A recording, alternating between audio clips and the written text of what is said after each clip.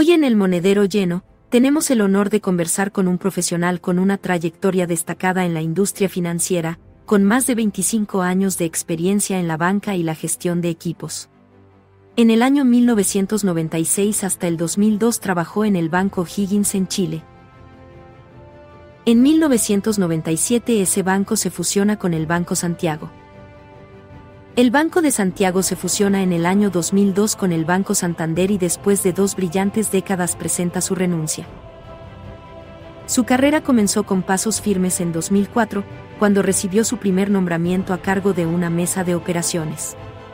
Su liderazgo y visión estratégica lo llevaron, en 2006, a asumir la responsabilidad de 3 mesas simultáneamente, consolidando su reputación en el sector. En 2011, alcanzó un nuevo hito al ser nombrado tesorero, posición que mantuvo hasta 2016, recibiendo importantes premios por su excepcional gestión y capacidad de liderazgo. Sin embargo, más allá de su impresionante carrera en la banca, Gonzalo Jara es una persona con una historia de vida inspiradora.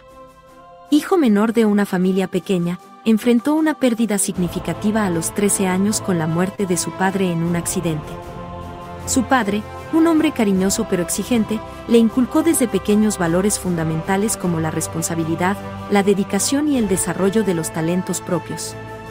Su madre, con un esfuerzo incansable, hizo todo lo posible para que él y su hermana pudieran salir adelante, forjando en él una ética de trabajo inquebrantable.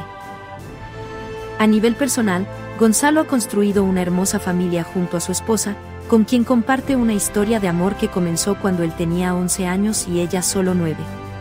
A lo largo de los años, sus caminos se separaron y volvieron a encontrarse hasta que, en 1989, se convirtieron en compañeros de vida para siempre. Casados desde hace 27 años, y con 3 hijos, hoy su principal objetivo es comprar tiempo, es decir, disfrutar al máximo a su familia y las personas que lo rodean. Apasionado por el deporte y la vida activa, entrena 5 veces a la semana junto a su esposa y divide su tiempo entre Santiago y Morrillos. Su filosofía de vida se basa en la enseñanza, el aprendizaje constante y el deseo de influir positivamente en quienes lo rodean. Para él, cada día es una oportunidad para vivir con intensidad y dejar una huella significativa en los demás. Hoy, en su primera entrevista tras su salida del Banco Santander, nos acompaña para compartir su historia, su visión del futuro y los aprendizajes de su trayectoria profesional y personal. Señoras y señores, con ustedes, Gonzalo Jara. Hola Gonzalo, muchas gracias por estar con nosotros en El Monedero Lleno. ¿Todo bien? Hola Emilio, muchas gracias a ti por la invitación y muchas gracias por la presentación, preciosa. Nos gustaría que comenzáramos esta conversación primero viendo todo lo que está pasando a nivel mundial y bajo tu experiencia. Yo creo que va a ser una conversación muy interesante viendo que todas las cosas que están pasando en el ambiente internacional y nos des un poco tu punto de vista y las pinceladas de que lo que podría llegar a pasar. Te adelanto que El Monedero Lleno predijo una recesión internacional en el último trimestre del año pasado y hay situaciones que realmente están pasando, pero me gustaría que tú nos dijeras cuál es tu visión preliminarmente de esta llegada de Donald Trump a la presidencia de los Estados Unidos por segunda vez con una mochila llena de aranceles al resto del mundo. A nivel geopolítico mundial, ciertamente la llegada de Donald Trump a la presidencia de Estados Unidos es el hito más importante, digamos, y que va a marcar, a mi juicio, lo que va a suceder en el mundo. Nos guste o no, ser la primera potencia mundial y ciertamente importa quién la maneje, entre comillas, digamos, quién lo presida. Hay que considerar que hoy día Donald Trump llega con una potencia distinta a su primer mandato. Hoy día llega con mayoría en todas las cámaras, cuestión que no tuvo la primera vez, y con una votación importante, 54%, 55%. O sea, en Estados Unidos, cuando uno escucha hablar a los demás países o comentaristas políticos que como, al final, la democracia es lo que es y Estados Unidos eligió lo que quería. Quería seguridad, quería estabilidad económica y bueno, el tema de los aranceles es un temón, porque ciertamente es todo lo que contrario a lo que es la libertad económica, que uno podría pensar que desde el punto de vista de un presidente con ese ideario republicano no debería suceder. Pero yo personalmente creo que es un tema de negociación más allá del tema comercial. O sea, a México le está pidiendo el tema de la inmigración y las drogas, a Canadá lo mismo. Entonces, hay un te doy, tú me das, te quito, tú me quitas, que va a durar un buen rato y que tiene a los mercados bastante convulsos. ¿Tú crees que la opinión pública se formó una idea de que Donald Trump es el presidente del planeta, el que venía aquí a solucionar el problema geopolítico entre Israel, Hamas, Hezbollah, Irak, y por el otro lado en Europa entre Rusia y Ucrania? Más allá de todo eso, es una imagen errada el hecho de pensar que teníamos el presidente del planeta y acá a la larga nos estamos dando cuenta de que el hombre es un nacionalista, un patriota y que simplemente es el presidente de los Estados Unidos de América. Es el presidente de los Estados Unidos de América, pero al revés, no que los demás tendríamos que pensar eso. El que piensa eso es él. Él cree que es el presidente del mundo.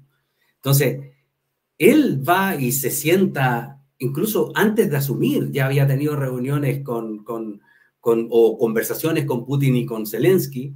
Entonces, aparece como un solucionador de situaciones graves que venían por muchos años y que nadie se había atrevido a sentarse y conversar y solucionar. Lo que pasa es que, y ahí sí que voy a lo que piensa la mayoría de la gente, es que tú no podés sentarte a solucionar un tema de guerra Ucrania-Rusia y ser como el broker, ya que estamos hablando de finanzas, el broker en que va a juntar las dos puntas y va a hacer el negocio, pero quedarte tú con una parte de ese negocio. O sea, él le está exigiendo a Ucrania minerales, incluso algunas tierras. Entonces, no se ve bien, ¿te fijas? Creo que la intención, si tú te vas al extremo de terminar la guerra, eso es muy bueno. Los caminos también son súper importantes. Y se me ocurre, yo creo que lo va a solucionar. Yo creo que se va a acabar la guerra, yo creo que van a llegar a un acuerdo.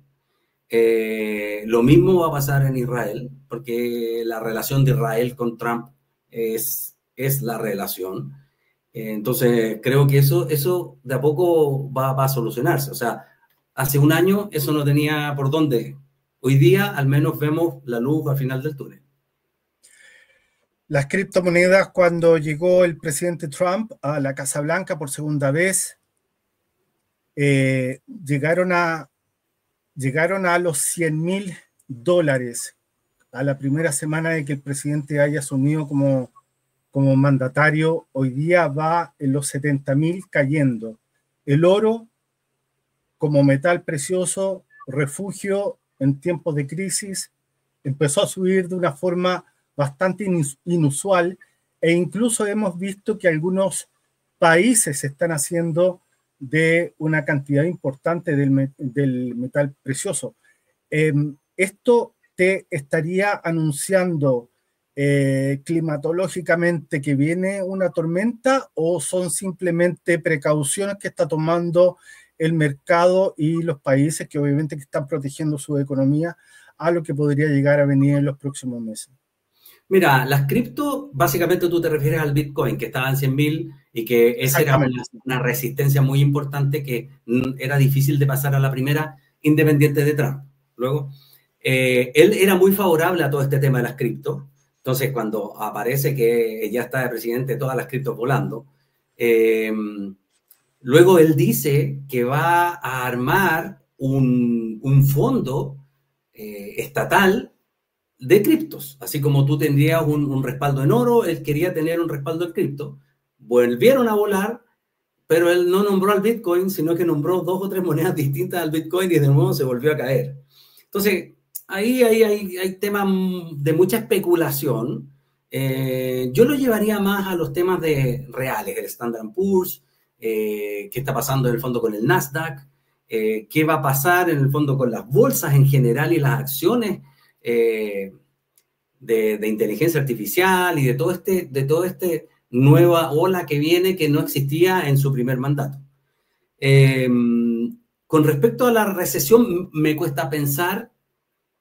Tengo dos teorías. La primera es que me cuesta pensar que él vaya a empujar una recesión, porque no le conviene. O sea, uno dice, bueno, si aparece este señor porque va a estabilizar la economía, va a crear empleo, va a hacer crecer el país, y parte con una recesión.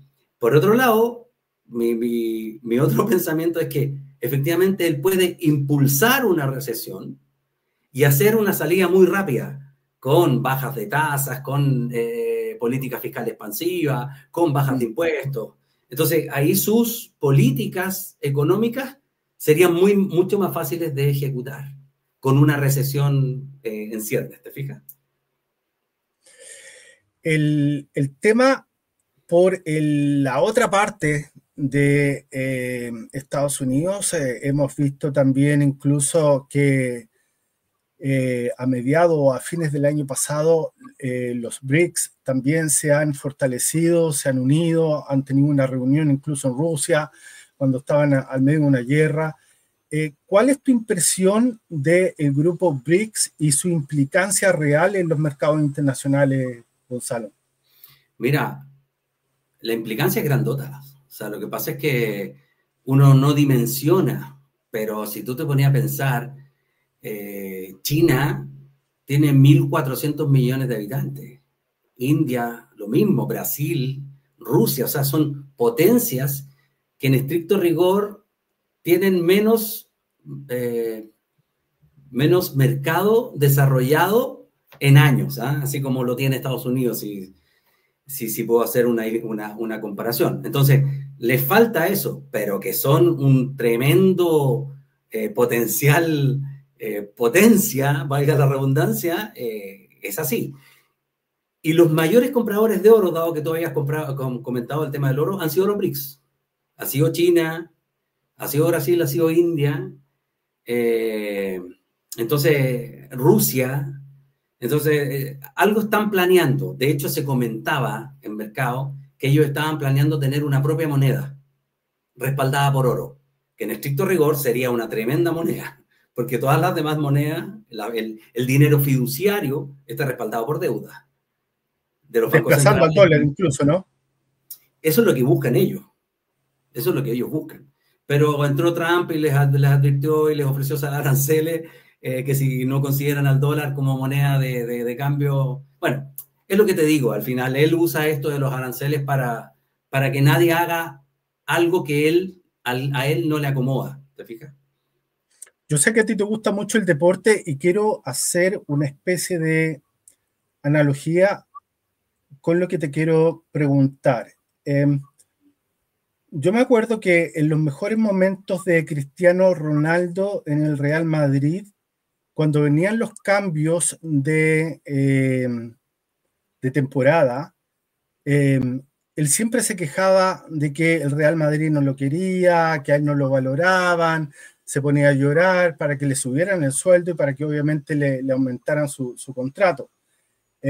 ¿Tú no crees que hay una especie de Cristiano Ronaldo en Donald Trump con todo esto de que se queja que América no la quieren, que a América la han mirado mucho a huevo, que hay un desprecio con el pueblo norteamericano y que él a la larga lo que está haciendo en estos momentos es decirle a la gente, oye, nosotros estamos acá, nosotros somos los Estados Unidos de América, y que él quiere recuperar terrenos no solamente económicamente, sino que también de imagen de lo que es el mercado norteamericano?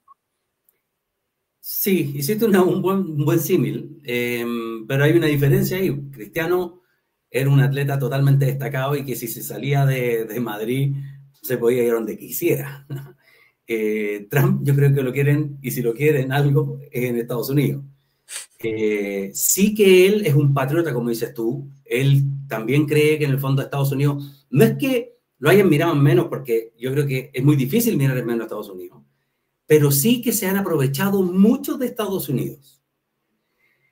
En los primeros ramos de economía, cuando uno estudiaba, te enseñaban todo el tema de, entre comillas, robo de información tecnológica que hicieron los japoneses, los chinos en Estados Unidos, y que al final se iban a su país, creaban el producto que estaba en Estados Unidos y se los vendían a los gringos más baratos.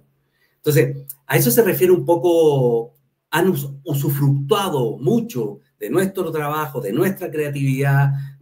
Eso es lo que yo creo que hoy día él busca poner en valor. Y ciertamente, Great America Again es como su frase que en el fondo, y creo yo, que cuando termine su mandato lo va a haber logrado.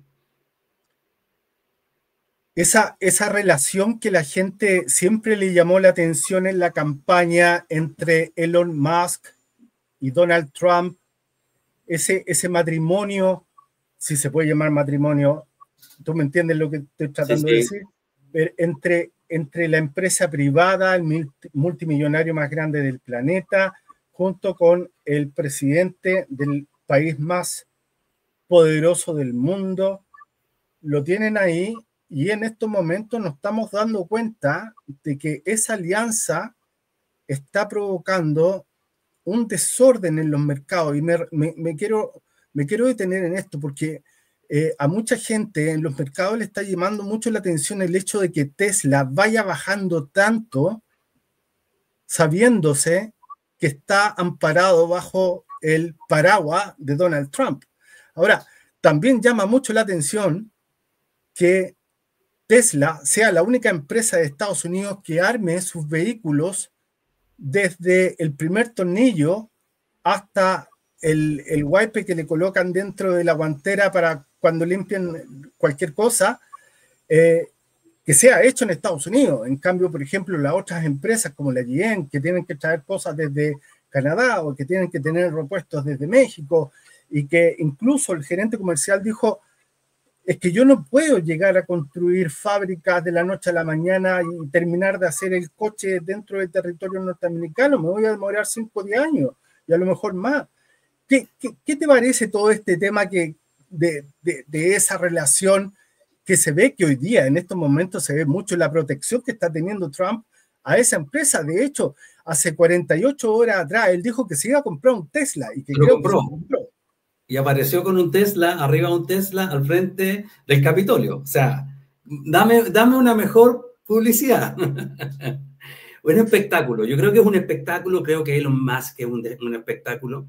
Creo que la tarea que tiene hoy día Elon Musk, el Doge, este conocido, que en el fondo él va a buscar de dónde recortar, de dónde limpiar, porque eso sabemos que los estados arrastran una cantidad de gasto superfluo e innecesario que en el fondo en la empresa privada no funciona.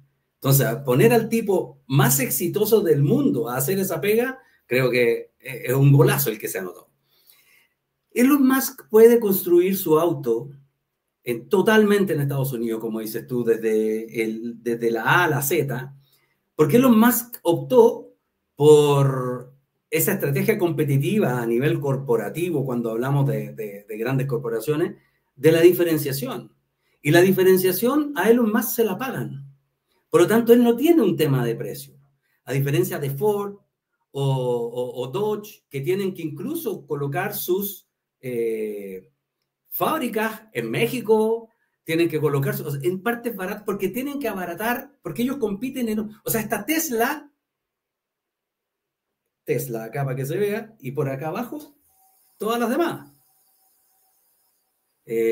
Entonces, creo que ahí hay un símil muy interesante de que él, y además que a él ya no le interesa marginar más de lo que margina. Hay un tema también ahí que tú comentas que llama la atención que caiga tanto la acción, pero desde un punto de vista financiero, si uno miraba esas acciones, y no solo Tesla, Meta, todos los que se llamaban los 7 magníficos, que eran acciones que son las que han volado, digamos, en toda esta nueva era de la inteligencia artificial, estaban todas sobrecompradas. Tenían unos PER altísimos. O sea, eran unos números que no daban, ¿te fijáis? Entonces, que el precio ajuste es bastante razonable. Tal vez el timing, que justo cuando este señor está en el gobierno, es como raro de ver, pero que caiga el valor de Tesla, la pregunta es cómo subió tanto. Más bien. Sí, sea lo que va. Aranceles a China, aranceles a México, aranceles a Canadá, quitarles el canal a los panameños, castigo a Rusia si es que no paran la guerra, que de hecho ya están firmando un acuerdo. Anexarse a Groenlandia. Claro, y a Ucrania, discúlpame, pero las tierras raras son mías porque yo me tengo que pagar con todo lo que he gastado con la mala decisión del presidente Biden de fomentar este homicidio, como fue el que lo catalogó Donald Trump el otro día. Pero vemos que Sudamérica como que nuevamente queda offside. O sea, a mí me gusta que no le coloquen aranceles a Sudamérica, pero también es que como que nosotros no existimos en Sudamérica, como que Latinoamérica está aparte, o sea, está Europa, está incluso China, Asia, está obviamente que los países del norte, de Norteamérica, pero Sudamérica nuevamente queda offside en todo, como que ni siquiera lo consideran para lo malo. Sí, lamentablemente en Sudamérica los cambios ideológicos en las gobernanzas de los países son un péndulo. Entonces, si tú te fijas, ¿cuándo son los mejores momentos de Sudamérica? Cuando tienes gobiernos socialdemócratas, si quieres, por el lado izquierda, o definitivamente de centro-derecha. Cuando tuviste la Argentina de Menem, cuando tuviste el Chile de la Concertación, cuando tuviste que efectivamente era una concertación de centro-izquierda, pero con políticas económicas de derecha, donde el país crecía, donde el país había seguridad. Eso pasaba en Brasil, pasaban en distintas partes. En Perú, bueno, Perú es como un caso bien extraño, que algún día podríamos sentarnos a discutir, porque es tremendamente raro lo que pasa en ese país. Colombia en su momento. Y hoy día, nuevamente estamos bajo la mirada de nadie. Nadie nos ve. Chile está lamentablemente entrampado. Chile no crece. En Chile lo que crece es la delincuencia, una inmigración desatada, y eso es una realidad, te guste o no te guste. Incluso los mismos votantes del presidente Boric no pueden decir lo contrario, si esto es una realidad. Te diría que lamentablemente no va a pasar nada con Sudamérica, y no va a pasar nada mientras Sudamérica no sea importante para los demás. Esto es lo mismo que en una empresa. Cuando yo conversaba con mi gente, yo les decía, es que no es que el banco tiene que ser importante para ti. Tú tienes que ser importante para el banco. Entonces, mientras Sudamérica no sea importante para el mundo, no va a pasar nada y va a seguir pasando lo que tú me comentas. Hoy día podemos comentar, tal vez con cierta esperanza y algo de nubosidad, porque no sabemos cómo pueda terminar, el gobierno de Argentina, el gobierno del presidente Javier Milei, donde se está haciendo exactamente lo mismo que está haciendo Elon Musk en Estados Unidos, pero en un país riquísimo, que era quinta potencia mundial en los 50, que tiene de todo, pero se lo han robado entero.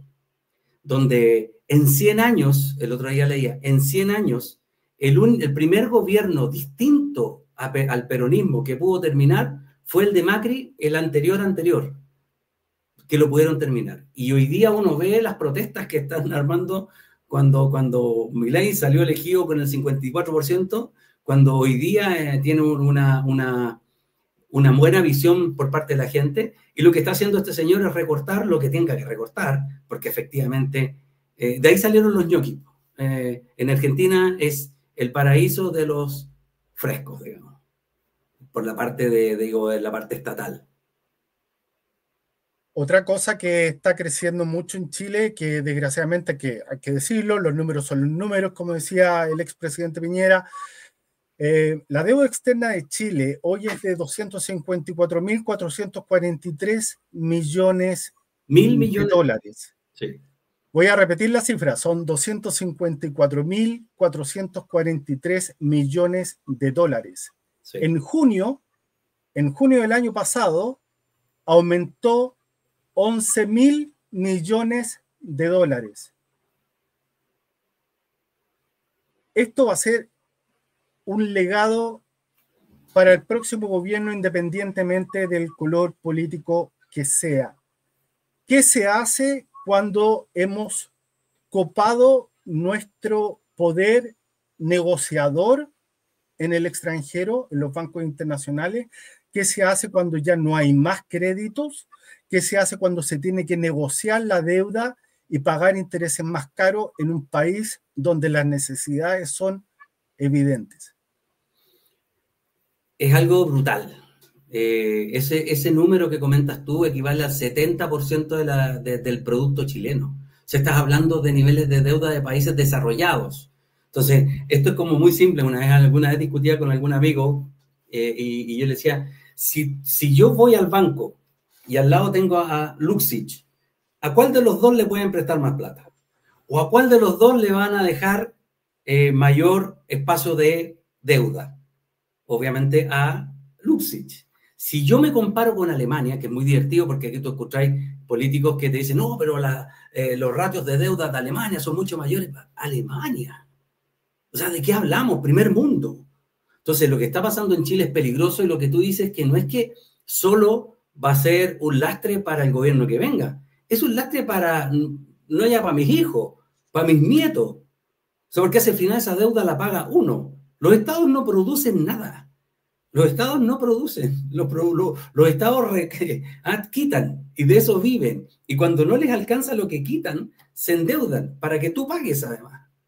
Entonces, es brutal. Hoy día los ratings de Chile, si bien se han mantenido, porque nosotros estamos en una región, bueno, es un dicho muy antiguo que tú te acordarás, pues en el país de los ciegos, el tuerto es rey.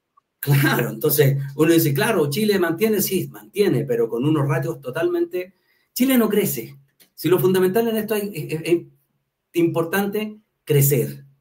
Es crecer, crear empleo, sacar ese empleo informal, que es alrededor de un 30% de la masa trabajadora de Chile. O sea, es que no lo habíamos visto nunca. Y esa gente es la que no va a imponer, no va a ahorrar, y que al final cuando jubile, esta nueva ley de jubilación que se hizo en Chile va a pagar a esa gente que nunca impuso. ¿Te fijas? Entonces, está todo mal hecho. Las cosas no van. ¿Cómo se recupera la confianza con los mercados internacionales para recuperar la inversión extranjera en Chile? ¿Qué es lo que hay que hacer? ¿Qué es lo que tú le aconsejarías a un ministro de Hacienda o a un futuro presidente de la República o una presidente de la República para que tengan en cuenta y poder recuperar toda esa inversión extranjera que se fue desde el primer día en que asumió el presidente Boric? Bueno, lo primero es ordenar el país a nivel social, ordenar el país a nivel delincuencial, seguridad, o sea, que la gente tenga que pueda caminar tranquila, que la gente que tiene un emprendimiento pueda cerrar a las 7 de la tarde o a las 8 de la noche y no tenga miedo a que lo asalten. Crecer, fundamental, limpiar las cuentas. Fíjate que, mira, hay un ejemplo y que les va a servir mucho a los emprendedores. Tú me comentabas que tienen mucho de tu gente es emprendedores. Mira, hace unos meses atrás se supo que en el 2024, hacia fines del 2024, el Estado o la Corfo, que es la Corporación de Fomento de la Producción, que es la que financia a los emprendedores. O sea, desde el Estado tú vas con un emprendimiento, así como el monedero lleno, tú vas a Corfo, se lo presenta y Corfo te pone plata para tú desarrollarlo. Que es para eso el Estado sacó 3,5 billones de dólares, porque quedó corto en su gasto corriente. Y fíjate lo que te voy a decir. Al sacar eso, perjudica el patrimonio de Corfo, que es una empresa estatal, perjudica el patrimonio. Es como que tú le digas a un emprendedor, oiga, señor emprendedor, usted venda la casa y paga las cuentas por cobrar que tiene a 100 días. O sea, esto es en Finanzas 1, es como matar una mosca con una escopeta, ¿te fijas? Y eso está haciendo Chile hoy día. O sea, ciertamente que, y eso se sabe en todo el mundo, por lo tanto, ir a sentarte hoy día a un banco internacional a que te presten plata, sabiendo esta realidad, no. Y eso lamentablemente está pasando en el país. Entonces, ese tipo de circunstancias, ese tipo de situaciones no pueden pasar más. Nos va a costar mucho, porque Chile ya no va a tener más capacidad de deuda. Y lo primero que le van a pedir a Chile es lo que te piden a ti o a mí cuando voy al banco. ¿Cuál es su flujo? Es que sabe que no tengo, porque ¿cuál es el flujo de un país? El flujo de un país es su crecimiento. ¿Dónde genera? Con su crecimiento. Oiga, su flujo es, mire, el año anterior fue menos 0,2 y el año pasado fue 2,4. Ya, ¿y cuánto crece la población? No tengo idea. 3. O sea, usted decreció de nuevo. O sea, digo, no tiene flujo, pues señor. Pues vuelva y te da la mano. Muchas gracias por haberlo conocido. Vuelva cuando tenga flujo. O sea, el crecimiento, el orden es fundamental. Fundamental. Déjame hablar un poco de ti ahora, de tu experiencia que es súper evidente y manifiesta cuando hablamos de este tipo de cosas. Me gustaría empezar a hablar un poco de tu trayectoria profesional, de tus inicios en la industria financiera. ¿Cómo nació tu interés por el mundo financiero, Gonzalo? Mira, tú te vas a reír. Yo le contaba a mis hijos que seguramente en esta época, cuando uno lo cuenta, claro, te vas como de funa, porque hoy día existe eso con el tema del wokismo, ¿eh? Yo estudié ingeniería comercial. Tenía 5 años para estudiar ingeniería comercial, no tenía más, porque a mi mamá la plata que le daban por la viudez, digamos, que era de mi papá, se la daban hasta mis 23 años. Entonces yo no me podía equivocar de carrera, eso era lo primero. Lo segundo era que yo quería algo que me generara plata, digamos. Yo quería estar bien, no porque estuviera mal, pero porque yo decía, mi mamá sola, tengo mi hermana, es que esto, y yo quería algo como rápido, ¿te fijas? Y me metí en ingeniería comercial, pues. Hice una práctica que no tenía que hacerla porque te pedían solamente una en mi época. Hice una porque quería hacer una práctica para saber y entré a una práctica en marketing, en Copec. Hice una práctica en marketing muy entretenido. Agencias de publicidad, se instaló el tema de los cambios de aceite con... No, participé en un proyecto muy entretenido. Yo era súper chico, tenía 22 años, una cosa así. Y me acuerdo que voy donde el mejor amigo de el papá de mi mejor amigo, el tío Claudio, que trabajó en banco, igual que mi papá, y toda la vida en banco. Entonces, digo, ¿qué? Porque me dice, Cumpa, ¿y tú en qué estás? Y no, mira, hice una práctica, hiciste mira, qué bueno, ¿y en qué? En marketing. Voy a decir algo que no va a estar bien, pero el marketing es para las mujeres. Estudia algo de hombre, quería algo, bueno, finanzas, métete en finanzas. Bueno, y busqué, y al final mi suegro me consiguió una práctica en una mesa de dinero, y hice esa práctica, era 2 meses, estuve 3 meses, salí en marzo, me querían contratar, le dije a mi mamá, me están contratando de esto, que era como súper operador de mesa de dinero, y mi mamá me dice una frase con la sabiduría de las madres: no, tú no te vas a ir a trabajar, tú vas a terminar tus estudios. Y cuando tú termines tus estudios, vuelves. Porque si te quieren, te van a querer ahora o te van a querer en 6 meses más. No me voy a olvidar nunca. Oye, yo le digo, pero mamá, es una tremenda oportunidad. No. Aquí vamos a hacer las cosas por orden. Oye, tuve que ir, pues les dije, mira, sabes que no, tendría que ser en 6 meses más que cuando ya me titulo. Bueno, no hay problema, te esperamos.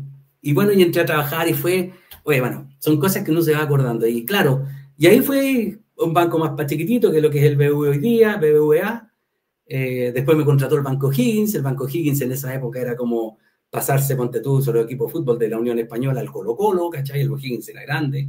Y después vinieron las fusiones, Banco Santiago y Banco Santander, y ahí hasta el 2016.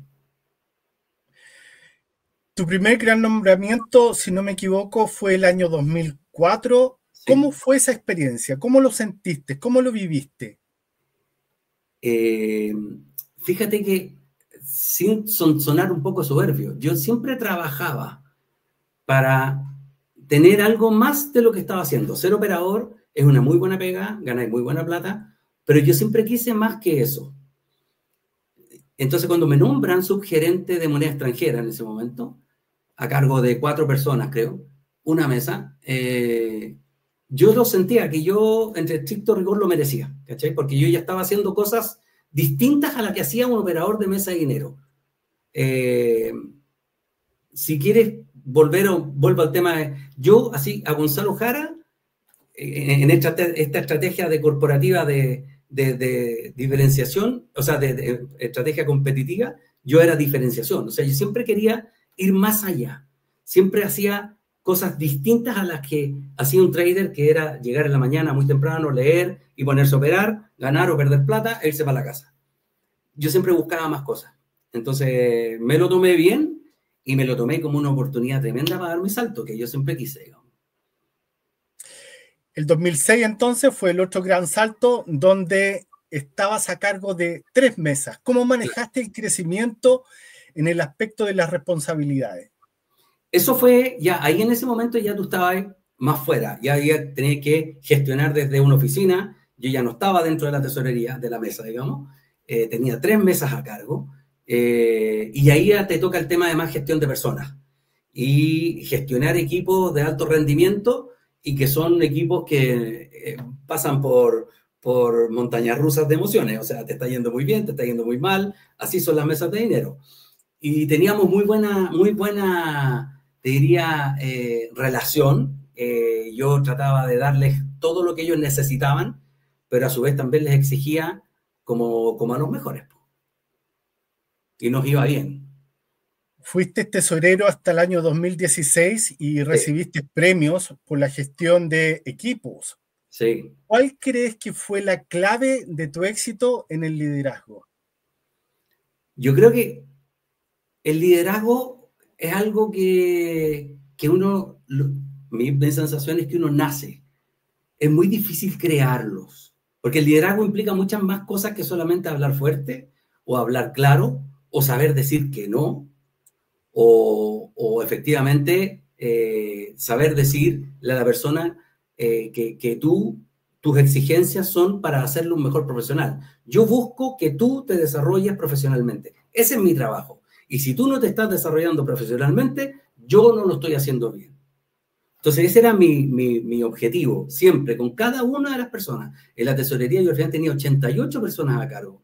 Y piensa que yo me preocupaba del bono desde la persona que nos ayudaba, el auxiliar, hasta el mejor pagado.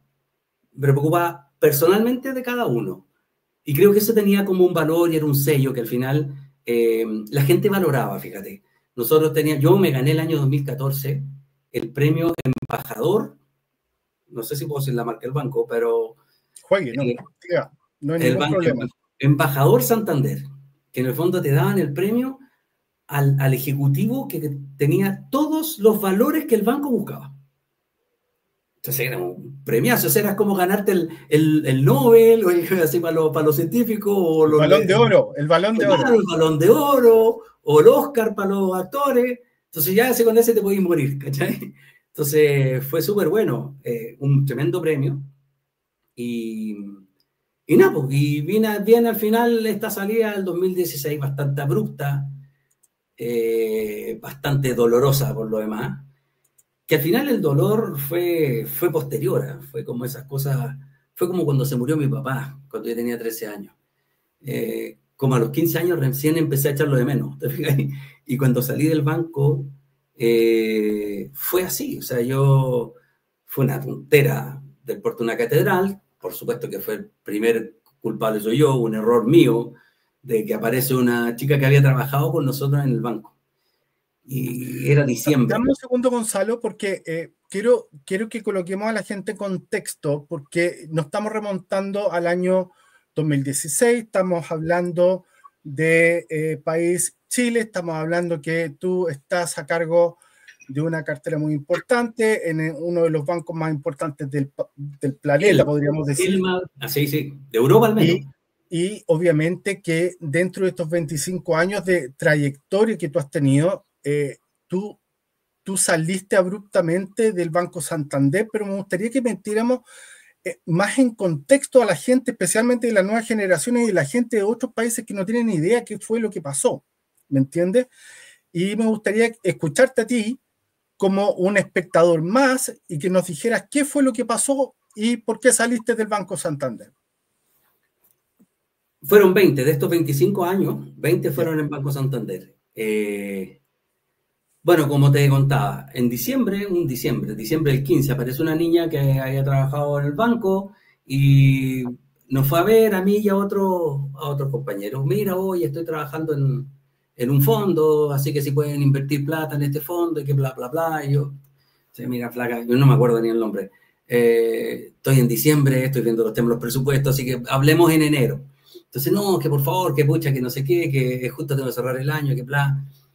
Yo tenía una sociedad de inversiones que el banco, yo personalmente como tesorero no podía tomar ninguna decisión de inversión yo propia para mí. Yo no tomaba ninguna decisión. Por lo tanto, pero podía participar. Yo tenía una sociedad de inversiones y esa sociedad de inversiones tenía una persona que era el representante legal y que la gestionaba. Okay. O sea, tomaba depósito a plazo y él hacía con mis ahorros, yo los ponía ahí y él, pero nada que yo tuviera que ver. El banco era muy estricto en eso. ¿Y qué me parece bien? Perdona, Gonzalo, ¿es como lo que se llama hoy el decomiso ciego? Exactamente. Un fideicomiso ciego.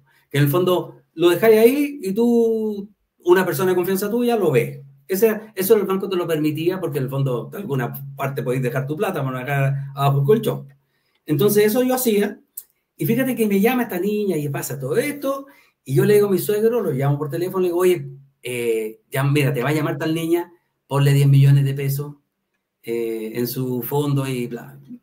Y nada, y se hizo, y yo me olvidé, nunca más me acordé, no firmé nada porque no era, y al final, en marzo o abril, explota un caso de una estafa piramidal, en la cual había un señor de una empresa que se llama Arcano, un señor que había pedido Chang, que en fondo estafó a mucha gente. Y se resultó ser el fondo donde trabajaba esta niña, donde yo había metido los 10 millones de pesos. Por supuesto que la culpa es mía de no haber revisado dónde estaba poniendo la plata. Tú básicamente confías en gente que tú... Y claro, entre que confianza mía y tratar de ayudar, te fijas, fue como todo culpa mía. Y bueno, y el banco me dice, oye, esto no puede ser, pucha Gonzalo, estamos... esta historia del tesorero, la imagen y bla, y al final tenían razón, digamos. Imagínate que yo soy el tesorero del banco más grande de Chile y salí estafado por un fondo de una estafa, digamos, de un fondo que no existe, digamos.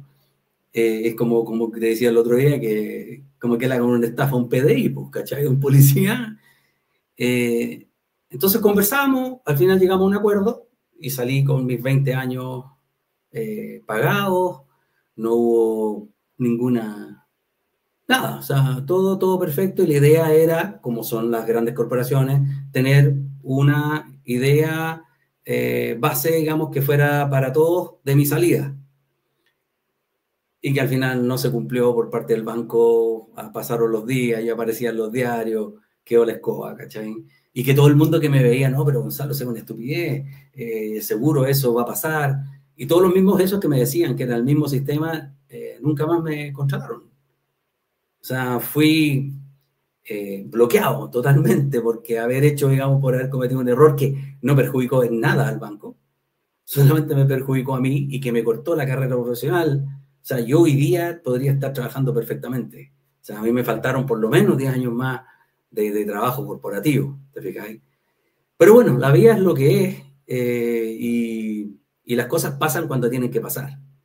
Como tú dices, cayó mucha gente en esa en esa estafa piramidal, incluso gente bastante connotada a nivel nacional, estoy hablando de Chile. Incluso hay un periodista muy destacado de Canal 13 que estuvo también involucrado colocando dinero en esa estafa. Pero yo no conozco a nadie de los víctimas de las circunstancias que vivieron que hayan salido de su fuente de trabajo o que lo hayan echado. ¿Tú qué sientes después de haber salido y haber mirado para atrás y decir, a ver, ¿qué pasó aquí?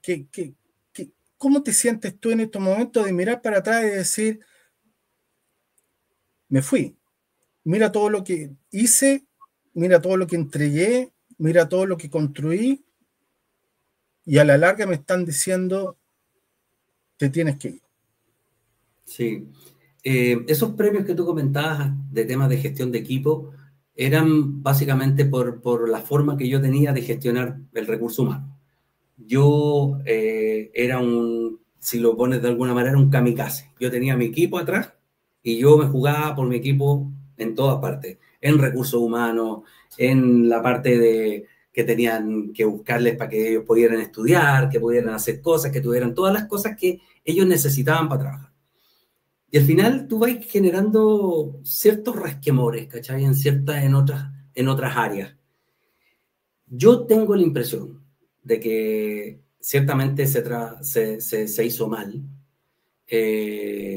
Yo tenía muchas más ganas de seguir trabajando, yo tenía muchas más capacidades para seguir trabajando, y en el fondo decidieron que no, pero no, yo creo que no solamente por eso. He hecho cosas distintas o de qué otra cosa me arrepiento. O sea, yo no soy de esas personas, tú has visto, y hay gente que dice, yo no me arrepiento de nada de lo que he hecho. Pues yo me arrepiento de muchas cosas, y una es la manera en cómo gestionaba.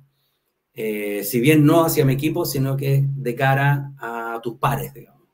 Yo creo que ese fue como un tema y que al final me pasó la cuenta y ya está. O sea, me dio una oportunidad más grande de conocer otro tipo de cosas y vivir de otra manera.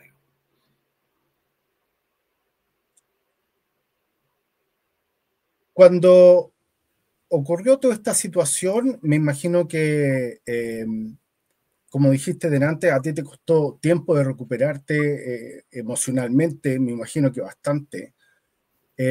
Mirando hacia atrás, ¿qué hubieses hecho diferente con respecto al manejo de la situación? Obviamente que me imagino que tu arrepentimiento eterno va a ser haber colocado esos 10 millones en ese fondo de inversión. O sea, nadie lo discute. Pero ¿qué hubiese hecho diferente en el tema del tratamiento después de esta situación con respecto al manejo que se dio del caso? Es que en el manejo del caso yo no tenía mucho más que hacer. En el manejo del caso yo tenía que buscar las razones que se me hiciera favorable esta salida, digamos. Yo podría haber peleado, sí, podría haber peleado no sé, incluso con abogados, porque no hay ninguna falta. Yo estaba invirtiendo en una empresa que no era regulada. En el archivo del banco tú tienes, ese es uno de los cánones que te exigen. Pero eso es una amonestación. No es que te agarran y te llegan y te ponen en la calle al día siguiente, ¿te fijas? Pero claro, uno tiene que hacer cosas en función de su responsabilidad también. O sea, yo no era cualquier persona dentro del banco. Y ciertamente, más encima, una estafa financiera. Y yo era el jefe de las finanzas. Entonces, digo, desde el punto de vista, lo entiendo desde el punto de vista de la imagen del banco, total. Pero el tema es que luego el banco no valoró nada de lo que yo había hecho durante todo ese tiempo, en 20 años, ¿te fijáis? Entonces yo lo habría esperado que esto se hubiera, como muchas otras cosas, que no era necesario que salieran a publicarlo, porque en el fondo salieron a quemarme a mí, diciendo, mira, el banco, incluso con gente que es de este tipo, un gallo que le ha ido muy bien y que bla, bla, bla, así todo nosotros nos limpiamos.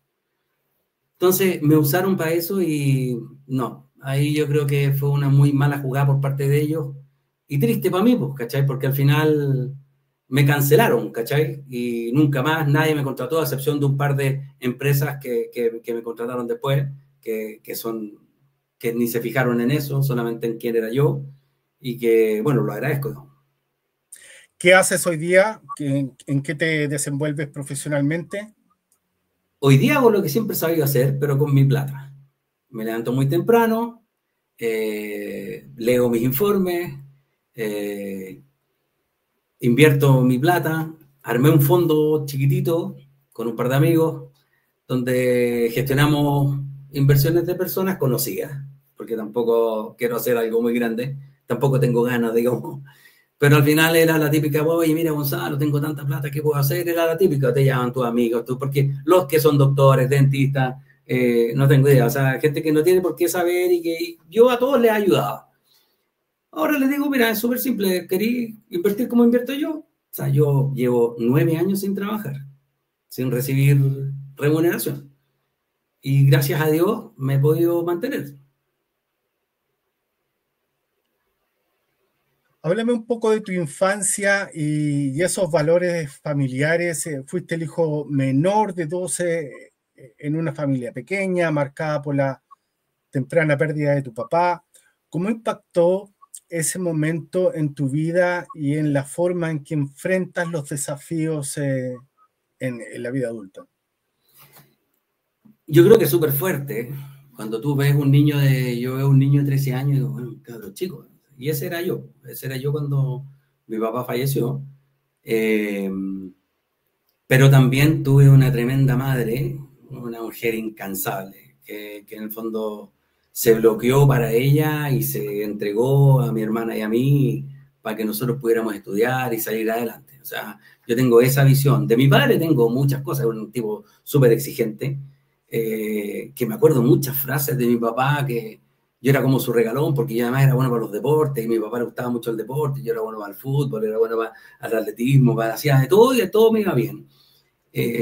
Y eso era lo que él me exigía, porque él fue el primero que me enseñó lo de la parábola de los talentos y que cuando tú tienes un talento y Dios te dio un talento, tu obligación, me decía él, es desarrollarlo. O sea, no es que yo soy bueno para el piano, pero no voy a tocar piano, es que no podéis no tocar piano. Esa era como yo no tocaba piano, digo, pero en otras cosas.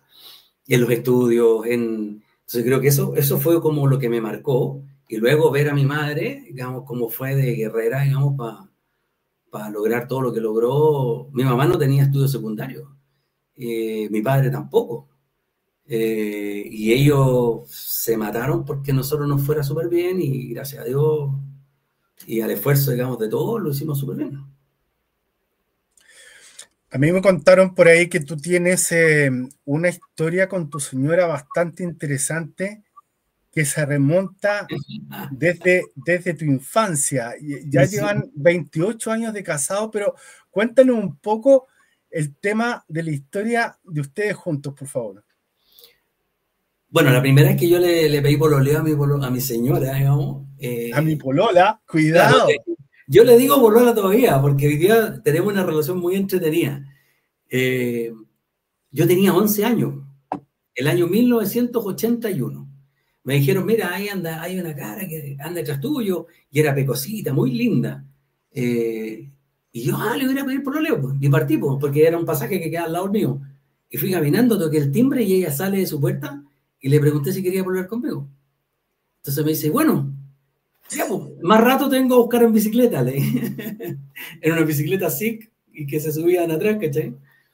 Y de ahí para adelante hemos tenido, digamos, terminábamos, volvíamos, hasta que a los 19, yo tenía 19, en el año 1989 nos pusimos a pololeamos 7 años y nos casamos, el año 97, y claro, vamos a cumplir 28 años este año. Tú me dijiste fuera de cámara que uno de tus objetivos es comprar tiempo. Explícanos, por favor, de qué significa eso de comprar tiempo en este momento. Le escuché a Felipe Cubillo, un tipazo que falleció en ese trágico accidente. Accidente aéreo. Sí. Él dijo una vez en un offsite, yo estaba en el banco, dice, cuando ustedes tengan su flujo de caja más o menos estabilizado, dedíquense a comprar tiempo. O sea, ya no más emplearse. Digo, compren tiempo y es lo que yo me he dedicado a hacer y lo que esta salida del banco me permitió hacer. Compro tiempo para estar con la gente que quiero, con mis hijos, con mi señora, con mi perro, con mi madre, con mi hermana, con mi sobrino, con toda la gente que yo quiero y quiero estar. Y me permite eso, por eso te decía, para mí es súper rico porque en la mañana me despierto, leo, trabajo, a la 1 me paro, me voy al gimnasio, en la tarde hago algo con ella, saco a pasear a mi perro, limpio mi piscina, hago lo que yo quiero hacer, ¿te fijáis? Veo a mi madre, vivo entre la playa y Santiago también, estamos 2 semanas afuera, 2 semanas acá. Entonces, con el tiempo, mirando en retrospectiva, casi que me hicieron un favor, digamos. 3 hijos, los 3 en la universidad, los 3 estudiando la misma carrera del padre, ingeniería comercial. Sí. ¿Cuál es el mensaje más importante que siempre has querido entregarles a tus hijos que están siguiendo la carrera del padre? Que bien alta dejó la vara. Sí, ellos no sé si lo saben tanto, pero sí, yo creo que al final, yo fíjate que por Dios, todo el mundo me dice lo mismo, así como, oye, bueno, si el papá tiene que haber influido acá, te prometo que nada. En esta casa existe la libertad. Y gracias a Dios, hoy en el siglo XXI, el cabro quiere ser baterista y le puede ir bien siendo baterista. No era así en la época de uno. O sea, uno hablaba de decir, por ejemplo, hoy yo quiero estudiar teatro y tu papá, mamá me habría dicho, mire, estudie una carrera y después haga lo que le gusta, ¿te fijáis? Hoy día tú puedes hacer lo que quieras. Y ellos decidieron estudiar. El Diego, el mayor ya está listo, o sea, él ya egresó, está titulado y todo. Y la segunda está en su último año este año y el tercero está en tercer año. O sea, van todos ahí encaminados en la misma universidad. Yo lo que siempre les he dicho que nada que no cueste se valora, ¿te fijas? O sea, esto de las cosas fáciles, de la rapidez, de la inmediatez que te existe hoy día, que te exige hoy día o que existe. Tú no sabías una palabra, apretáis 2 botones y la tenís. Un concepto, y para qué hablar con lo que venga la inteligencia artificial. Y que hay un tridente que no falla nunca, siempre les digo también, que se llama trabajo, ahorro e inversión. Ese no falla. Y no existen trabajos fáciles que te paguen mucho. Y no existe trabajar poco y ganar mucho. Tampoco existe. O sea, aquí se trabaja mucho si quieres ganar mucho. Y se estudia mucho si quieres que te vaya bien en la universidad. El esfuerzo, te diría. El esfuerzo para conseguir los objetivos. Que no tengan miedo en fracasar. Que no tengan miedo a fracasar.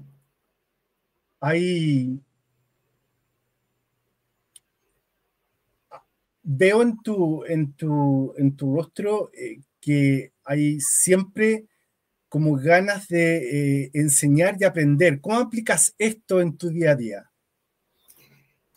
Cuando puedo y dónde puedo, fíjate. Porque cuando tú, por ejemplo, el estar haciendo, entre comillas, nada, te da para leer, para poder estudiar, cosas o que ya estudiaste y que revolviste a leer. Por ejemplo, había un concepto que siempre me llamó la atención en el área corporativa, que era de los core competence o el core business de una compañía. O sea, ¿usted qué sabe hacer?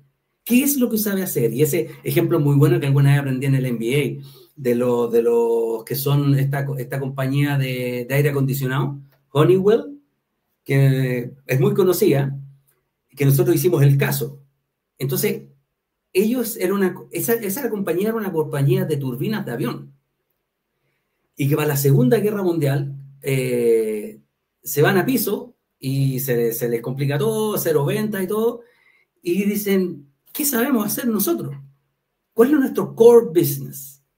Nuestro core business es echar aire.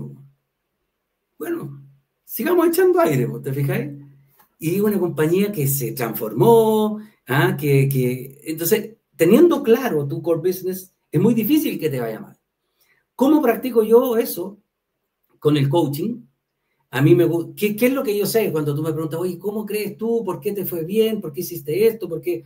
Aparte de distintas cosas, hay un tipo de agradecido, que la pasión, el trabajo, creo que es súper importante en el fondo siempre estar con las cosas que uno cree y buscar ese core business. Entonces yo veo que lo más importante que yo tenía era que podía influir positivamente en la gente, en los equipos, en mis amigos, en mi mujer, pero influir positivamente. No sé si me explico, que la gente te quiera escuchar. ¿Cómo me veo yo? Oye, ¿cómo tú te ves en el futuro? ¿Sabes cómo me veo yo? Viejo, abuelo, ¿cachai?